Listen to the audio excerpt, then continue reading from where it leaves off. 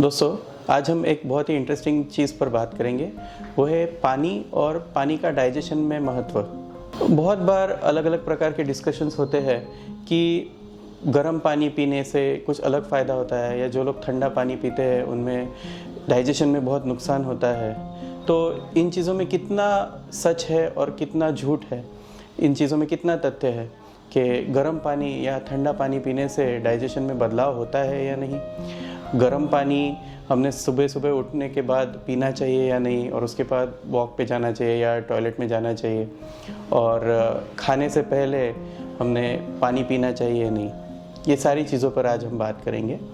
दोस्तों, इसके ऊपर बहुत सारे वैज्ञानिकों ने बहुत सारा रिसर्च किया। सबसे पहले अगर हम बात करें, 2003 में एक रिसर्च किया गया था कि गर्म पानी पीने से क्या अलग फ़ायदा होता है हमारे डाइजेशन पे और एनर्जी एक्सपेंडिचर पे। इस रिसर्च में उन्होंने 14 व्यक्ति लिए थे, 7 मेल्स और 7 फीमेल्स, और उनको 500 ml पानी दिया गया था और एक रूम में बिठाया गया था जहाँ पे इनडायरेक्ट कैलोरीमेट्री नाम की एक टेस्ट की जा रही थी। यानी रूम में जितने लोग अवेलेबल है उनको कुछ भी चीज़ देने के बाद उनके शरीर से कितनी ऊर्जा निकल रही है। ये 500 ml पानी जो है उन्होंने 37 डिग्री सेल्सियस पे दिया था, जो कि नॉर्मल बॉडी टेम्परेचर होता है। और फिर उन्होंने उसके इफ़ेक्ट स्टडी किए कि कितना बॉडी एनर्जी प्रोड्यूस कर रही है। हमारी शरीर का एक बेसल मेटाबॉलिक रेट रहता है, यानी कि आप खाली कुर्सी पर बैठे हैं फिर भी आपका हार्ट, आपका लीवर, आपका किडनी, ये सारे ऑर्गन्स काम कर रहे हैं। ये सारे ऑर्गन्स काम करते रहे इसलिए शरीर कंटिन्यूसली ऊर्जा यूज़ करती है और उससे बॉडी का एक टेम्परेचर बनता रहता है। ये 500 ml पानी देने के बाद इन लोगों में 10 मिनट बाद ये मेटाबॉलिक रेट 30% से बढ़ गया, यानी कि उनका एनर्जी लेवल्स जो है वो 30% से घटने लगा, वो उतनी एनर्जी यूज़ करने लग गए। 30 मिनट बाद यही एनर्जी लेवल जो है ये और भी घटने लगी। करीबन वो लोगों ने 1 घंटे में 25 किलो कैलोरी एनर्जी लूज़ करी थी। हम जब भी खाना खाते हैं तो कार्बोहाइड्रेट्स या प्रोटीन्स में से हमको 1 ग्राम में से 4 किलो कैलोरी एनर्जी मिलती है, और जो भी फैट फूड हम खाते हैं उसमें से 1 ग्राम में से 9 किलो कैलोरी एनर्जी मिलती है। खाली 500 ml पानी पीने से आधे घंटे में उन्होंने 25 किलो कैलोरी लूज़ की।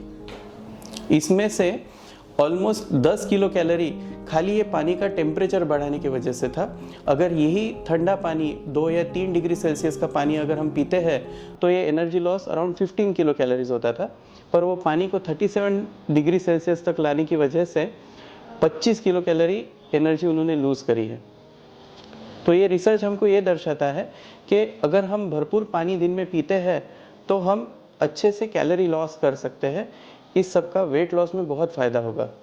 अगर आप 2 लीटर तक पानी पीते हैं तो आप दिन का 100 किलो कैलोरी वज़न खाली पानी पीने से कम कर रहे हैं। फिर 2016 में एक और रिसर्च किया गया, उसमें करीबन 60 लोगों को इन्होंने रिसर्च मॉडल में लिया था।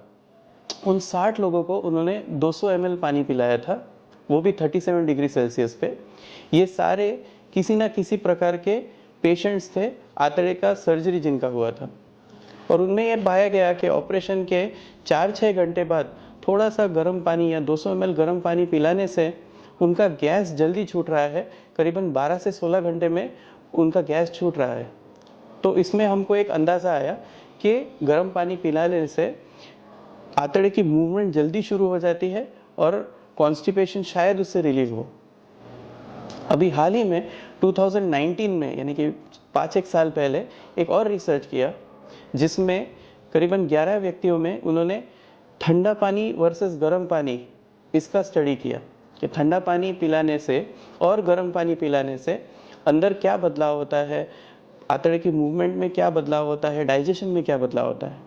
तो ये पाया गया कि अगर हम 2 या 3 डिग्री सेल्सियस पर ठंडा पानी किसी पेशेंट को पिला रहे हैं या किसी व्यक्ति को पिला रहे हैं तो उसकी स्टमक की जो मूवमेंट है, जो कॉन्ट्रैक्शन है, या जो पेरिस्टाल्टिक मूवमेंट है, जो कि आंतड़े के धक्के मारने की मूवमेंट रहती है, वो रुक जाती है, और बहुत खाना वो एम्प्टी नहीं कर पाता है। जो आपका जठर है, खाना वहीं पे जमा रहता है। 4-6 घंटे बाद भी पूरी तरह से ये खाना आगे नहीं जाता है।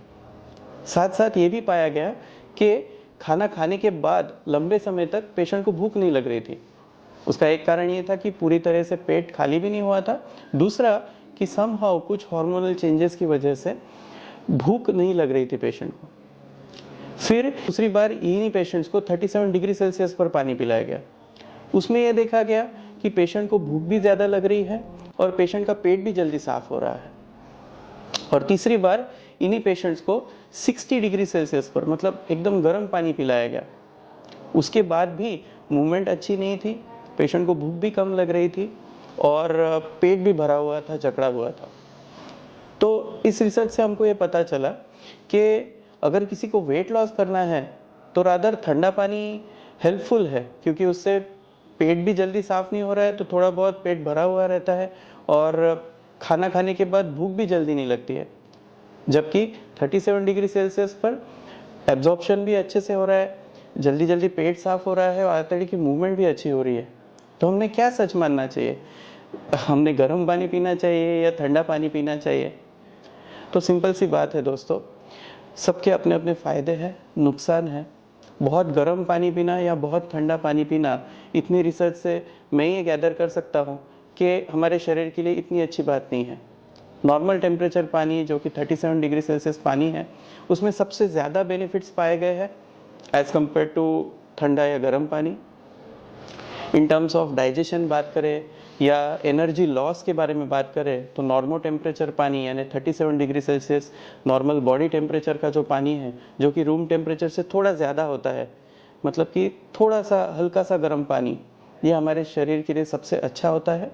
और दूसरा चीज़ जो हम इन सारे रिसर्च से ये जान सकते हैं कि जितना ज़्यादा हम पानी पिएंगे उतना शरीर को फ़ायदा होगा, उतना हम एनर्जी लॉस कर पाएंगे, उतना हम वेट लॉस कर पाएंगे। और ओवरऑल अच्छा हाइड्रेशन रखने से हमारा ब्लड वॉल्यूम अच्छा बना रहता है, यूरिन आउटपुट अच्छा रहता है, जिससे कि किडनी अच्छे से फंक्शन करती है, डाइजेशन सुधरता है और टॉयलेट भी अच्छे से हम पास कर सकते हैं।